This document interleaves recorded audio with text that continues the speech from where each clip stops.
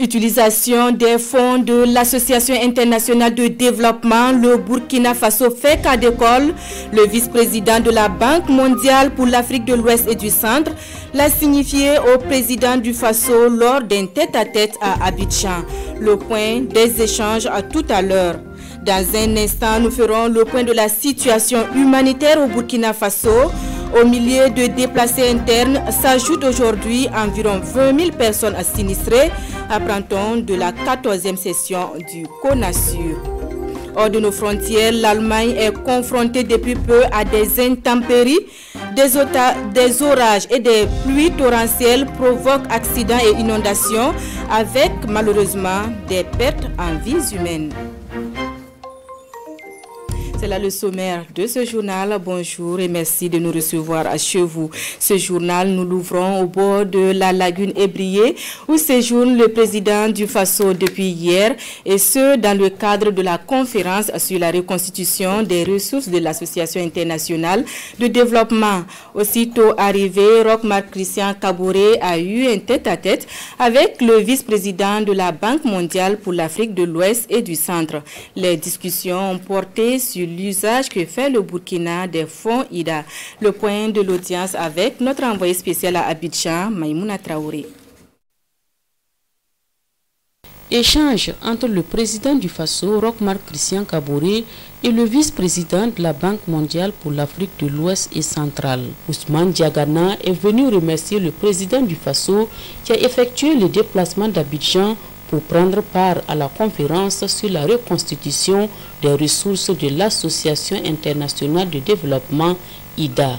Pour lui, la contribution du Burkina Faso est beaucoup attendue car il est l'un des pays qui utilise efficacement et de façon efficiente les ressources de l'IDA. Nous avons discuté qu'au-delà de la mobilisation, il faut penser à une utilisation encore beaucoup plus ambitieuse de ces ressources. Dans les pays africains, en particulier dans nos pays ici du Sahel, les besoins sont extrêmement importants parce que la sécurité et les dépenses sécuritaires impactent très fortement sur les budgets de l'État et les greffes. Et par conséquent, évidemment, ça se fait parfois au détriment du financement des secteurs sociaux et des secteurs de développement. Les besoins des infrastructures sont extrêmement importants. Le financement de l'éducation, de la santé, surtout dans ce contexte de Covid. Selon toujours Ousmane Diagana, les ressources qui seront mobilisées seront affectées prioritairement aux secteurs sociaux pour soutenir la relance de l'économie des pays africains et la conception de programmes novateurs en vue d'améliorer le bien-être des populations. Retour au Burkina où les établissements publics de l'État sont au rapport depuis ce matin. À la 22e session ouverte ce matin, 112 établissements et 18 fonds nationaux devront présenter leur état financier et l'on apprend un accroissement des recettes qui sont passées de 228 milliards en 2019 à 263 en 2020, soit une hausse de plus de 15%. Précision avec Roger Kam et Moumouni Soubeiga. De 228 milliards de francs CFA en 2019, les recettes des établissements publics de l'État EPE sont passées à 263 milliards en 2020, soit une hausse de 15,40%. C'est ce qui ressort du rapport financier de la 22e session de l'Assemblée générale des établissements publics de l'État. Pour cette session, les rapports financiers de 112 établissements publics de l'État, dont 18 fonds nationaux, font l'objet d'examen. Les dépenses se situent autour de 228 milliards avec une évolution de 14% par rapport à 2019. Alors, en ce qui concerne les fonds nationaux, les recettes sont établies à 172 milliards avec une progression de 70% par rapport à 2019 et les charges se sont arrêtées à 101 milliards avec une progression de 27% par rapport à l'année 2019. Alors, ces résultats montrent quand même qu'il y a des performances qui sont enregistrées au niveau des établissements publics. Parmi les 112 EPE, 4 n'ont pas pu présenter leurs états financiers en bonne et due forme, compte tenu du fait qu'ils n'ont pas disposé à tant d'organes d'administration de gestion conformément à la réglementation. Il s'agit de l'école normale supérieure de Koudougou, du FONAFI, du Fonds spécial routier et de l'université virtuelle du Burkina. Comme en 2019, le taux de réalisation des prévisions de recettes supérieur à 80%. D'où la satisfaction du Premier ministre. Christophe Dabiré salue les présidents du conseil d'administration, les directeurs généraux des établissements publics de l'État qui ont donné le meilleur d'eux-mêmes pour atteindre ces résultats malgré le Covid-19. Les résultats positifs réalisés par nos établissements publics sont à mettre à votre actif et à ce titre, je vous rends un hommage mérité. Nous devons en particulier saluer votre très forte capacité d'adaptation face à la crise sanitaire liée au Covid-19. Vous avez su intégrer dans votre gestion ainsi que dans les comportements quotidiens de l'ensemble des acteurs les effets néfastes de cette pandémie. Ces résultats positifs ne doivent cependant pas nous amener à occulter certaines insuffisances qui caractérisent la gestion de nos établissements publics de l'État. Je vais parler, entre autres, des efforts insuffisants en termes d'exécution des budgets qu'enregistrent certains établissements publics de l'État, de l'augmentation sans cesse des dépenses de fonctionnement qui très souvent évincent les efforts d'investissement, de la hausse continue de la dette de certains établissements. La qualité des services rendus aux usagers des établissements publics de l'État, enjeux, mesures et perspectives. C'est le thème de la 22e session de l'Assemblée générale des EPE. Cette Assemblée générale vise à évaluer les performances des différents établissements publics de l'État et à identifier les difficultés qui entravent les bonnes marches. Il est également attendu de cette Assemblée générale des recommandations afin de rendre plus performants les EPE et d'améliorer la qualité de leurs services. Dans le cadre de l'Alliance Smart Africa, le Burkina Faso a été mandaté pour la réalisation d'un schéma directeur pour le développement des compétences et de renforcement des capacités dans les TIC en Afrique. Le schéma qui fait foi de stratégie pour le développement du numérique en Afrique est fin prêt. Il a été validé et signé hier par les différentes parties prenantes. Le témoignage de Amadou Ilboudo et Vincent Kendrebiougo.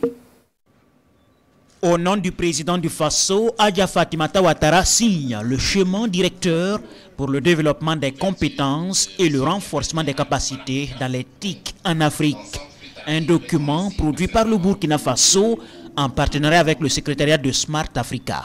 Ce document a été élaboré dans le cadre de l'Alliance Smart Africa et donc Monsieur le Président du Faso est le chef de file en ce qui concerne le renforcement de capacité au niveau de Smart Africa. Il nous a instruit d'élaborer une stratégie de développement de compétences numériques et cette stratégie a été développée et élaborée et ça a été adopté en 2019 lors du forum Transform Africa à Kigali. Le document d'une portée continentale fait le diagnostic de l'état du digital en Afrique et propose des solutions pour le développement de projets innovants afin que le continent participe à la révolution numérique en cours. L'ambition des chefs d'État, c'est que ce soit des experts africains eux-mêmes qui produisent, qui réalisent ces projets digitaux. Et ce document donc va permettre aux pays africains d'élaborer des plateformes intelligentes, des plateformes intégrées pour les Africains. Et maintenant, nous allons travailler bien sûr à aussi exporter. La coopération norvégienne a financé le schéma directeur réalisé avec le concours du cabinet OnePoint. Le document sera par la suite adopté par les chefs d'État de l'Alliance Smart Africa en septembre prochain. Faisons à présent et avec le Conseil national de secours, d'urgence et de réhabilitation la situation du défi humanitaire au Burkina. Au milliers de déplacés internes s'ajoutent depuis l'installation de la saison des pluies. Environ 20 000 personnes sinistrées. La situation a été présentée ce matin à l'ouverture de la 14e session du CONASU. Session ouverte en présence de Kwalen Nebié et Nathalie Kaori. À la date du 30 juin 2021, les personnes déplacées internes au Burkina Faso se chiffrent à environ 1 318 000 installées dans 271 communes dans toutes les 13 régions. À côté des PDI, il faut aussi prendre en charge 20 000 sinistrés enregistrés récemment suite à des vents violents et à des inondations. Les ressources sont rares, d'où la nécessité de réorienter les actions à travers une stratégie nationale de relèvement des personnes déplacées internes et des populations hautes. Aujourd'hui, nous ne pouvons pas rester dans l'urgence humanitaire seulement. Il faut voir pour rester dans le nexus qui est humanitaire, développement et paix. Voir comment nous pouvons construire la résilience de ces personnes déplacées internes et populations hautes, bien entendu, parce que c'est des populations qui accueillent ces personnes. C'est elles qui sont là aux côtés de ces personnes avant l'État, avant toute personne. Donc, il était bon de réfléchir comment nous pouvons faire un accompagnement adapté. Pour le cas particulier des sinistrés recensés depuis l'installation de la saison des pluies, des actions d'urgence sont déjà engagées par le gouvernement. Nous avons commencé avec le Fonds national de solidarité à faire un transfert monétaire pour accompagner. C'est vrai que c'est pas suffisant. Et nous avons aussi accompagné certains cultivateurs ou certaines familles qui ont été affectées par la perte de leurs céréales. Quant aux prochaines activités en faveur des personnes déplacées internes et des sinistrés, elles seront définies au cours de cette session du Conseil national de secours, d'urgence et de réhabilitation. À l'ouverture de cette session du CONASUR, le gouvernement a rendu un hommage mérité au système des Nations Unies, aux ONG humanitaires et à l'ensemble des acteurs locaux qui se mobilisent au quotidien pour la résilience des populations touchées par la crise humanitaire. La communauté internationale dédie le 11 juillet de chaque année aux questions de population. Le Burkina Faso n'est pas en marge de cette commémoration. Pour parler de l'édition de 2021, nous recevons le directeur général de l'économie et de la planification. Bonjour, Monsieur Kobiagda. Bonjour, Madame Koulibaly. Alors, le Burkina Faso est depuis quelques années fidèle à la commémoration de la Journée internationale de la population. Cela sous-entend, je suppose, de l'importance des questions de population dans les politiques de développement. Exactement. Merci beaucoup. Je voudrais, au nom donc de Monsieur le ministre de l'Économie, des Finances et du Développement, président du Conseil national de la population, en tout cas remercier la RTV pour cette opportunité pour parler donc de la Journée mondiale de la population que nous célébrons en différé cette année. Revenant à votre préoccupation, il faut dire que de façon globale, la dynamique donc des populations est en lien avec la dynamique des politiques publiques, puisque les politiques sont mises en œuvre pour répondre à des besoins donc, des populations. Donc dans ce sens, il est important d'observer déjà la structure des populations, mais aussi donc de regarder en fonction donc des chocs auxquels les pays sont confrontés, quelles peuvent être les réponses qu'il faut apporter. Alors cette année, comme en 2020, cette journée est célébrée en lien avec la pandémie du Covid-19, la dynamique démographique à l'ère du Covid-19, la priorité à la santé ou aux droits en matière de santé reproductive, c'est le thème. Un thème qui sonne comme une interpellation à prioriser le droit, l'accès pour tous aux méthodes contraceptives entre griffes. Alors, quel est l'impact réellement de cette pandémie-là sur ce droit, l'accès à la santé de la reproduction d'une manière générale? Merci bien. Vous savez que lorsque une économie subit donc un choc comme celle donc liée à la Covid, comme celui lié à la Covid-19, les conséquences, généralement, c'est donc des priorités en matière de relance économique, en matière, effectivement, de sauvegarde donc de vie. Mais fondamentalement, les politiques sont orientées dans comment, effectivement, apporter des solutions immédiates. L'autre conséquence qui est peut-être visible assez rapidement, c'est lorsque ces personnes-là sont dans un état de vulnérabilité où on leur apporte donc le nécessaire pour survivre. Mais à côté de cela, les analyses qui ont été faites démontrent que cette pandémie pourrait avoir donc des conséquences en matière donc de démographie. Et lorsqu'on regarde en arrière-plan, il y a la santé de façon globale pour les populations, mais il y a les questions donc démographiques qu'il faudrait apporter des solutions. Et donc on pense donc que, au regard du fait qu'il faut lutter contre la pandémie, il y a des risques que certains maillons en matière donc de santé soient un peu marginalisés, donc l'aspect lié effectivement à la santé de la reproduction. Donc on veut attirer l'attention parce que les études au niveau mondial montrent un peu plus ou moins que cette pandémie a eu des effets contrastés. Il y a eu des pays où ça a entraîné effectivement ce qu'on pourrait appeler un baby boom, mais il y a des pays effectivement où ça va agir négativement donc sur la natalité. Et quelle est la situation à l'échelle nationale au Burkina? À l'échelle nationale, nous n'avons pas de statistiques à la date d'aujourd'hui pour confirmer, mais nous pensons que de façon globale, du fait qu'il n'y a pas eu pendant longtemps un effet donc de confinement, c'est des quarantaines, cela peut n'avoir pas eu directement. Mais l'autre problème qui peut arriver au niveau national, c'est que le fait que les gens n'aient plus régulièrement accès peut-être au centre de santé. Du fait de la maladie, il y a une réticence donc des populations à y aller. Il y a peut-être donc un certain nombre de méthodes donc de contraception que les femmes devraient utiliser, qui risquent donc de ne plus être accessibles. Mais il y a aussi l'orientation des budgets qui peuvent amener donc à diminuer donc la part qui était réservée à cela. Même si au niveau national, il y a quand même des efforts. La commémoration commence demain 16 au Burkina. Quelles sont les activités au menu de cette commémoration? Alors, pour ce qui est donc de la commémoration au niveau national, en fait, nous avons un ensemble d'activités au cours donc du mois de juillet. Mais principalement pour ce qui est donc de la journée de demain, c'est la cérémonie commémorative officielle qui est placée donc sous la présidence effective de Monsieur le ministre de l'Économie, des Finances et du Développement, président du Conseil national de la population. Et cela sera ponctué donc par un certain nombre d'interventions avec l'ensemble des partenaires qui interviennent donc dans le secteur. Mais en plus de cela, nous avons retenu pour la journée du 22 pour explorer donc les pistes liées à ce que nous avons appelé les débats sur la démographie, qui aura toujours lieu donc au Sénasa. Je précise donc que l'activité commémorative a lieu au Sénasa à partir de 10 h.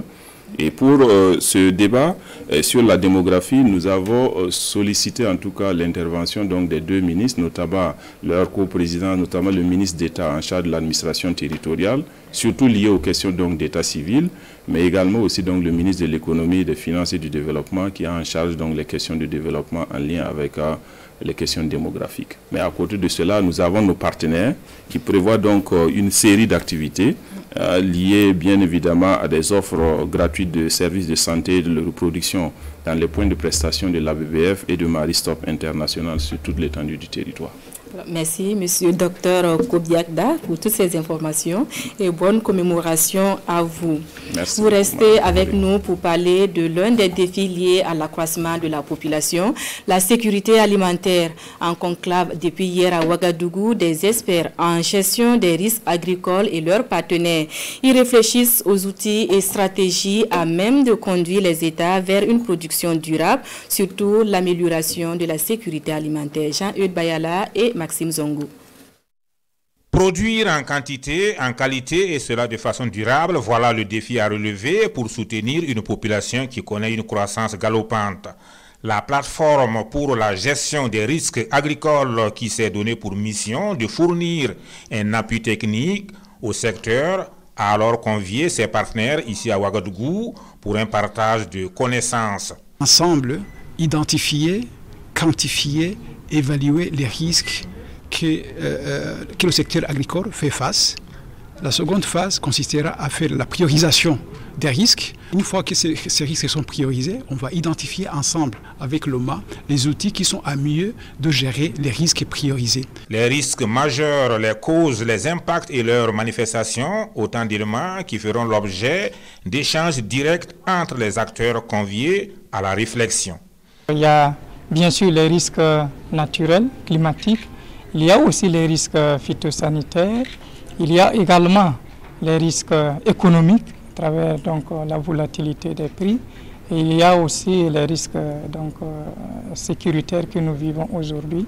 Et nous pensons réellement que ce processus va apporter quelque chose d'important pour nous. Les chocs climatiques, l'usage de l'engrais, la volatilité des prix sur le marché et bien d'autres, des facteurs que les experts vont tenter de diagnostiquer, analyser scientifiquement afin de relever les impacts et les conséquences. Objectif, asseoir des stratégies à même de soutenir durablement la production. Célébration du 14 juillet, on en reparle dans ce journal avec la commémoration des Français du Burkina. Ils se sont retrouvés hier à la résidence de l'ambassadeur avec, à leur côté, des autorités burkinabées.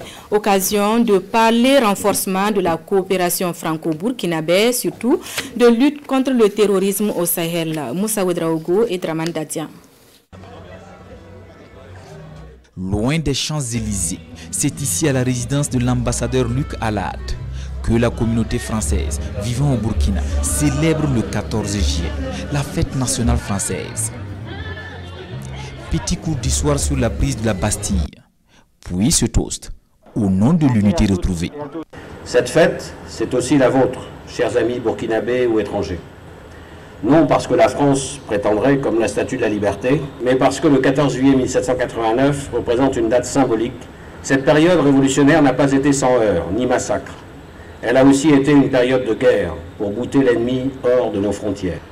Ce qui est identique, c'est la menace qui pèse sur l'existence même de la nation. Le terrorisme est aujourd'hui une menace. Même si le rôle de la France au Sahel est parfois incompris, foi du diplomate français, le Burkina est en guerre contre un ennemi commun et peut donc compter sur ses partenaires. Bien sûr, la lutte armée est nécessaire, mais elle n'est pas suffisante pour vaincre l'hydre terroriste. C'est pourquoi la France, avec d'autres partenaires, notamment européens, américains et d'autres, se tient aux côtés des autorités burkinabées, non seulement pour les appuyer dans ce combat, mais aussi pour contribuer au développement du pays. Et ce sont des liens, nous le savons, déjà anciens, des liens qui autrefois étaient tumultueux, mais qui aujourd'hui se posent de plus en plus comme étant des liens de partenariat mutuellement avantageux. Coopération en matière de développement et de sécurité, à l'image de ce cocktail franco-burkinabé ce 14 juillet. C'est aussi un engagement à plus de solidarité entre partenaires. 19 morts, des dizaines de disparus et de nombreux dégâts matériels. L'Allemagne subit depuis peu des intempéries. Il s'agit d'orages et de pluies torrentielles qui provoquent inondations et accidents. Les pluies abondantes ont provoqué d'importantes inondations en Europe de l'Ouest. En Allemagne, dans la petite ville de Schuld, en Rhénanie-Palatinate, 6 maisons ont été emportées dans une rivière dans la nuit de mercredi à jeudi. Au moins 4 personnes ont été tuées et plus d'une cinquantaine sont portées disparues. La situation ne devrait pas s'arranger de sitôt. Les autorités locales prévoient de nouvelles précipitations dans les prochains jours. En Belgique aussi, de nombreux cours d'eau sont sortis de leur lit, provoquant des inondations, notamment en Wallonie. Au moins 2 personnes seraient mortes selon la presse belge et plusieurs centaines de personnes ont dû être évacuées et relogées ces derniers jours. Une grande partie du pays est toujours en alerte orange, mais la situation devrait commencer à s'arranger ce jeudi. La Suisse, elle, surveille de près ses lacs et ses cours d'eau et se prépare à un risque d'inondation. Plusieurs lacs ont atteint ou atteindront bientôt leur niveau maximum et la protection des berges de nombreuses rivières, notamment la Reuss, a été renforcée. Retour au Burkina où la crise sécuritaire et son corollaire de crise humanitaire font la une de nombreux quotidiens du jour. Les journaux parlent également et encore de la crise née du renouvellement des instances dirigeantes de la CENI. La revue de presse de Boukari Ouedraogo. L'affaire dite Sao Naba continue de faire couler beaucoup d'encre et c'est l'opposition qui remonte au créneau avec cette fois un ton un peu plus ferme. Elle met en garde le gouvernement contre une mise en place au forceps d'une CENI qui n'obéit pas aux principes d'indépendance et d'impartialité, souligne le journal Le Quotidien. L'opposition martèle dans l'Observateur Palga qu'elle ne saurait cautionner la présence d'une personnalité politiquement engagée et manifestement partisane. Du coup, elle brandit la carte du boycott. Un boycott qui sera matérialisé par l'absence des commissaires de l'opposition dans la gouvernance de la CENI, nous précise le journal Le Pays. Situation qui suscite l'inquiétude chez l'Express du Faso qui affirme que nous tendons vers un blocage de la Commission électorale nationale indépendante. Dans tous les cas, les 15 commissaires prêteront serment lundi prochain, souligne Sidouaya qui, dans son analyse, rappelle que le Burkina Faso fait partie des pays exemplaires en matière de maturité démocratique et donc le pays gagnerait à aller jusqu'au bout de ses efforts pour s'offrir une institution électorale durable, exempte des critiques. Message clair, mais l'opposition reste droit dans ses bottes dans Aujourd'hui au Faso et martèle que tout autre représentant de la société civile reconnu, engagé, choisi par les 5 membres sera récusé. La situation humanitaire au Burkina Faso reste préoccupante. 1 312 071 déplacés internes enregistrés à la date du 30 juin, met en relief l'Observateur Palga. Pour être complet sur ce sujet, Sudwaya précise que c'est exactement 237 000 nouveaux déplacés internes qui ont été enregistrés au premier semestre de 2021. C'est tout pour ce journal. Les prochains, c'est à 14h et en langue nationale. Bonne suite de programme.